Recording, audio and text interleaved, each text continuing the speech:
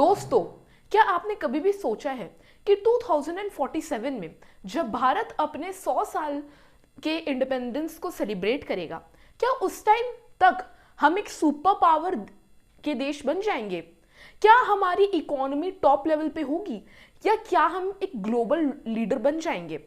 आज इस वाली वीडियो में मैं सोशल, पॉलिटिकल और टेक के बारे में एक एनालिसिस करूंगा और लोगों के व्यूज के भी साथ में आज मैं आपको बताऊंगा कि क्या 2047 तक भारत एक सुपर पावर देश बन जाएगा। So let's start.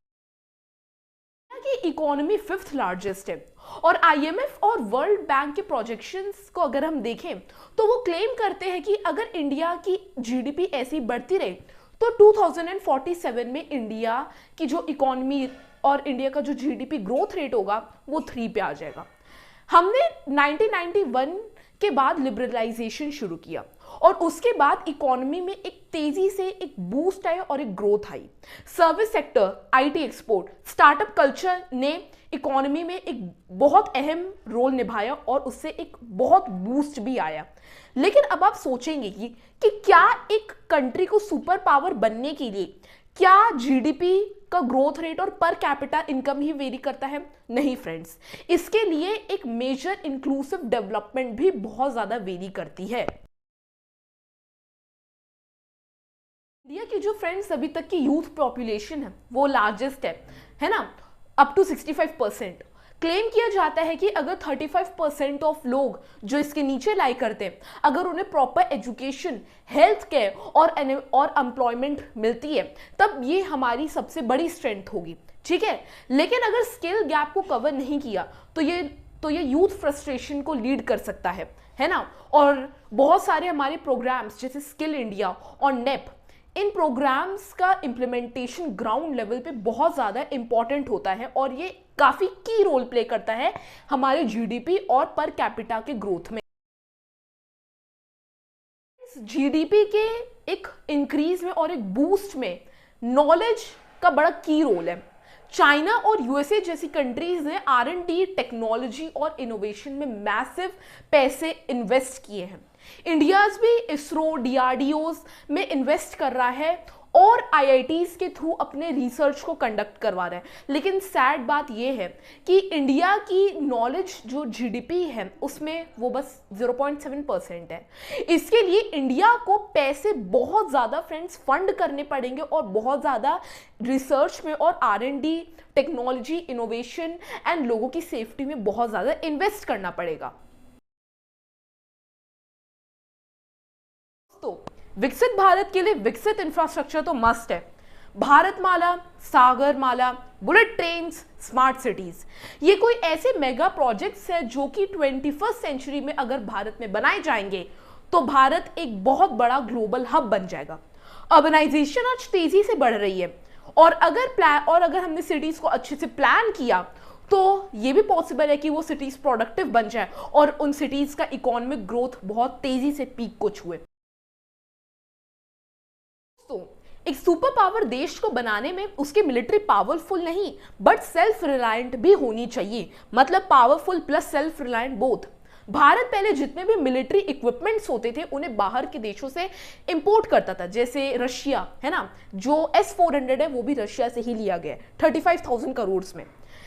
तो होता क्या है कि इन देशों को जब बनाया जाता है, भारत का एग्जाम्पल ले तो भारत ने जितनी भी मटेरियल्स उसके देश में है, इंडिजिनस मटेरियल से बहुत सारे मिलिट्री इक्विपमेंट्स को बनाए हैं, जैसे तेजस एयरक्राफ्ट, अग्नि मिसाइल्स और आईएनएस विक्रांत। और इन सब डिफेंस सिस्टम्स और इन सब मिलिट्री इक्विपमेंट्स से भारत की जो एक प्रेजेंस है मिलिट्री में वो बहुत ज़्यादा बढ़ गई है और इससे एक स्ट्रेंथ का भी भाव हमें डेवलप हो रहा है। क्वाड, ब्रिक्स और एससीओ जैसी ऑर्गेनाइजेशंस में भी हमारी प्रेजेंस बढ़ रही है और धीरे धीरे करके हम सुपर पावर में जल्द ही बढ़ रहे हैं और हो सकता है कि मिलिट्री में हम एक दिन पूरे वर्ल्ड को रूल करें। भारत अपने ट्रेड में फ्रेंड्स ग्लोबल स्टेडिले पे बहुत ज़्यादा अच्छा है। भारत देश ने नॉन अलाइनमेंट से अलाइनमेंट तक का सफ़र थ्रू एक इंटेलिजेंट ग्लोबल डिप्लोमेसी के थ्रू किया है। ये बहुत अच्छा है सुनने में। हमारा जो देश है फ्रेंड्स वो पूरे वर्ल्ड में peace treaty peace forums and इन सबको हमेशा असाइन करता रहता है, जिससे पूरे पूरे वर्ल्ड में और पूरे अर्थ पे एक पीस कीपिंग का माहौल बना रहे और किसी में भी लड़ाई की भावना ना हो। लेकिन हमारे लिए एक चैलेंज और है, हमारी जितनी भी नेबरिंग कंट्रीज हैं जैसे पाकिस्तान, चाइना, बांग्लादेश, ओके, श्रीलंका, इन सब से हमें हमेशा खतरा रहेगा। अगर भारत को एक सुपर पावर देश बनना है तो पॉल्यूशन, वाटर क्राइसिस और डिफॉरेस्टेशन को एड्रेस करना पड़ेगा। अगर नहीं किया तो डेवलपमेंट का कोई फायदा नहीं है। भारत ने रिन्यूएबल एनर्जी पर शिफ्ट होने का वादा तो किया है, बट हमें नहीं पता कि ये होगा या नहीं होगा। बट हमको कोल डिपेंडेंस से फ्रेंड्स एंड जो फॉरेस्ट का डिफॉरेस्टेशन है उसको भी कंट्रोल करना पड़ेगा, है ना, और उससे अपने को धीरे धीरे विड्रॉ करना पड़ेगा और ट्राई करना होगा कि ज़्यादा से ज़्यादा ग्रीनरी हमारे देश में रहे।